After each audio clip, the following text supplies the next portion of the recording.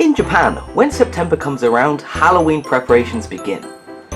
And this is exactly the same for a lot of the anime figures that are released in Japan. So today we're going to be taking a look at the new Hatsune Miku Halloween figure.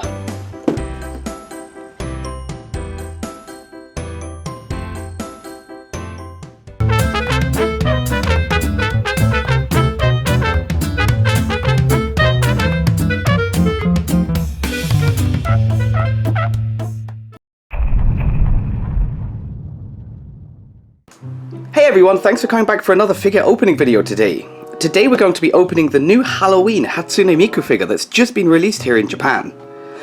As always, let's take a quick look at the outside of the box, and I must say, the pictures on the box look absolutely beautiful. We've got a few photos on this side, there's some side and back pictures here, and then there's a nice close-up of her adorable face on the front.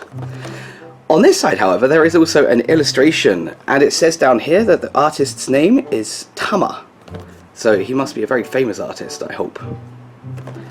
And on the top and the bottom, it just says Hatsune Miku, figure second season autumn version. I'm not too sure what you mean by second season. There maybe was a first edition of this, perhaps released last year. And I know that some of the Hatsune Miku figures have been released twice. Last year, the Christmas edition was released for a second time with a different stand. I don't really know what the point was. But anyway, it's Halloween, so let's not waste time and let's get straight into opening this up. Okay, so to open today's figure, we're going to be using this really interesting looking tool. I found it in a sewing kit, so I thought it might be interesting to open our figure with it. So as you... Oh, actually, this is really difficult to use. Can't even hold it properly. Yeah, so as you would assume, there are 3 pieces of tape on today's figure. As always, this goes without saying. It just keeps the figure nicely held in, so 3 pieces of tape seems perfect. Okay, so not wasting time, let's open up. And, ooh, thankfully today's figure is in a nice plastic case. Oh, that's dangerous. Oh my goodness, you look very, very pretty. Oh, okay, well, we better assemble you. But first, let's see what pieces we have in here. We have our stand, looking absolutely wonderful. And we also have the beautiful figure itself. Oh, very, very pretty. Okay, let's take these out of their plastic cases and have a quick look at them. Okay, so first off, our stand. This stand is stunning. There is a wonderful amount of detail on here. Cobwebs, bats, there's a pumpkin, there's even an adorable little ghost over here. And it just looks and feels very, very Miku-esque. The text is also on this side now. You can't really see it because of it being see-through. But it says illustration by Tama, and it just has a bit more information about the figure itself. Beautiful. As you would assume as well, there are 2 holes here of different sizes. This again is to hold the figure correctly when it's in the stand. Okay, beautiful, lovely clear stand. And of course we have the figure herself. Oh, more plastic again. Let's get rid of this. Okay, there we go, much, much better. Wow, this is absolutely stunning. This figure clearly has a lot of detail on it. So let's go through each piece together and have a look. Okay, so starting off from the top, you have her witch's hat. I love the little fold here. Maybe you can see that on the camera. This looks really, really pretty. I think it's a lovely mix of the nice white diamonds and the black hat and a lovely orange stripe around the edge. However, I am a bit disappointed because the quality of the paint seems really low. It seems to be a bit outside of the lines here. Especially on the front, there's just lots of splotches of paint that don't seem to be where they should be. There's even a bit missing there, barely even painted in. But I guess when the figure's out, you're not going to notice that, and of course if it's up high, there's no way you're going to be looking up. But from hat to head, the face is adorable. I expect no less from a Miku figure. Hatsune Miku has one of the cutest faces of all anime characters, so I think that this is a beautiful design. Her eyes look gorgeous. There is an absolute huge amount of detail here. You can see there's a lot of shine, Her nose and her mouth is agape. Absolutely beautiful, lovely, lovely, lovely. Her hair has multiple layers. There is a layer, well, there's a piece here, there's a few layers under the back. Her fringe is also got a few layers here, and this goes all the way around and then to the front. The best part of her hair is it goes all the way down like you would expect from Miku hair, but at the bottom the colour goes translucent from a turquoisey blue all the way down to clear and see-through. This is an adorable effect, and it gives a more kind of realistic 3D feel to this character. It makes it feel a bit more magical, I feel. It's very, very nice. Okay, so, face, arms. She's got this interesting orange strap around her arm. I don't know why or what that's for. Maybe it's lace to hold her glove on? Goodness knows what. But her glove as well is also adorable. It's got a lovely kind of fluffy part here, and then her hand with a nice amount of detail to it, actually, holding onto her hat.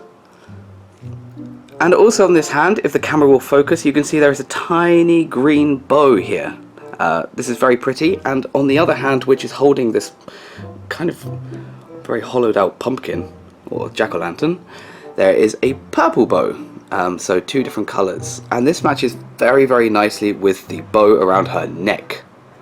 One of the most interesting parts about these Miku figures, or the Miku character designs, is that the colours they choose always seem to go really well together. This year I went to go see Magical Mirai 2018, and the colours on her outfit were absolutely adorable, and it was just a beautiful, beautiful pattern. And I think that this is no different. This is very, very pretty. And as you can see, there's green on the front on one side, and then on the other you have the purple on the front. So you've got the best of both sides. Miku, as you can see as well, is also wearing a cape. This cape looks adorable, and there's a lovely purple bow here at the back. And background to the front, she's also wearing some kind of ruff on her neck, which is attached to her cloak. Very, very pretty. So let's move from her head to her body, and as you can see, she's wearing a very pretty orange dress with an underskirt of weird, nice pink colour here. She's got a purple band just under her bust, and up here she's also got an orange pin to hold everything together. She's also clearly wearing some kind of black undershirt. Very, very nice.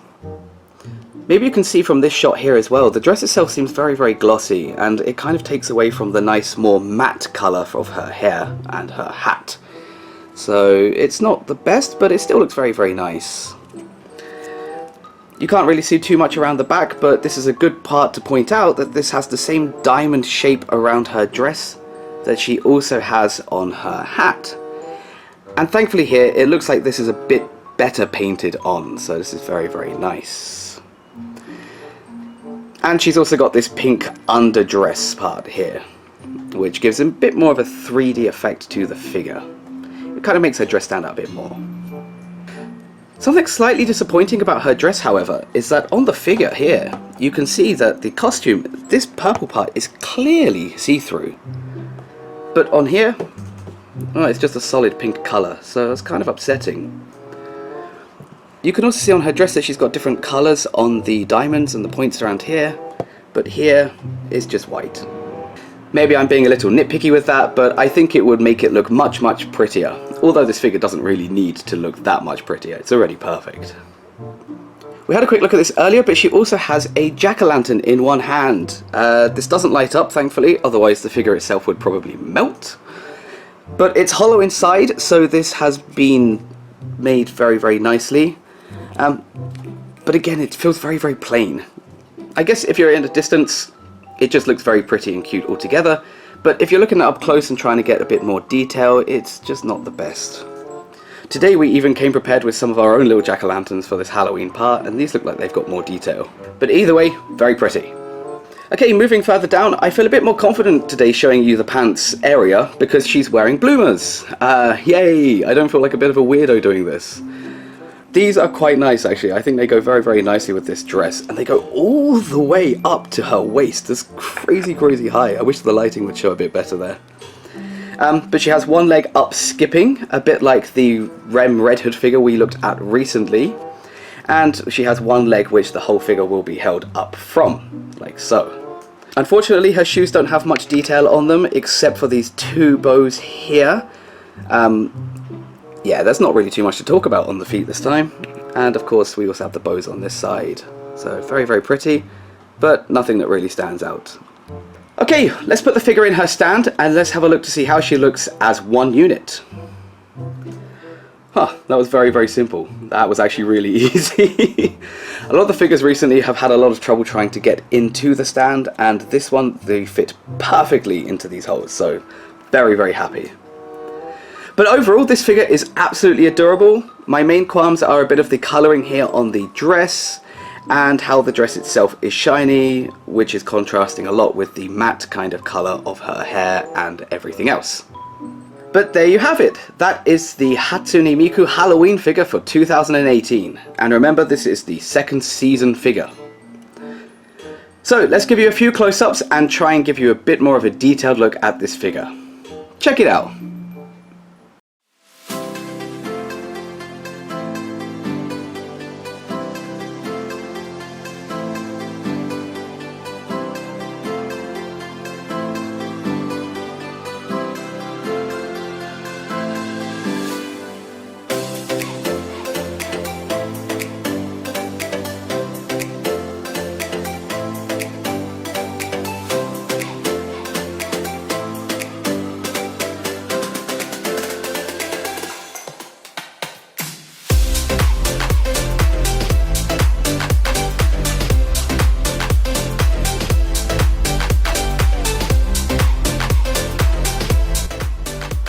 Okay, shelving time. Time to find a place for you on the shelf. Let's go have a look.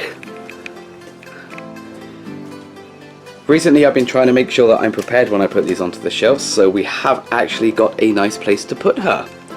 Up here there are a lot of other Hatsune Miku figures, along with two Precure figures here.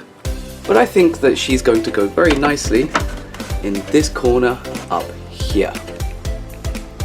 Wonderful. All other Mikus are up here with her too. We have way too many Miku figures and we can't fit them all on this shelf, so they're all over the apartment. Yay! So there you have it. That is this month's Halloween Hatsune Miku figure. We spent about 1,000 yen in the Taito and she was a wonderful win, so I'm really, really happy with this figure. Okay, so thanks for watching. If you enjoyed today's video, give us a like. If you're enjoying what we're bringing out, please subscribe. I have a lot more figure openings coming to you very, very soon. So thanks again for tuning in, and I look forward to seeing you again in another anime figure opening video. Okay, goodbye.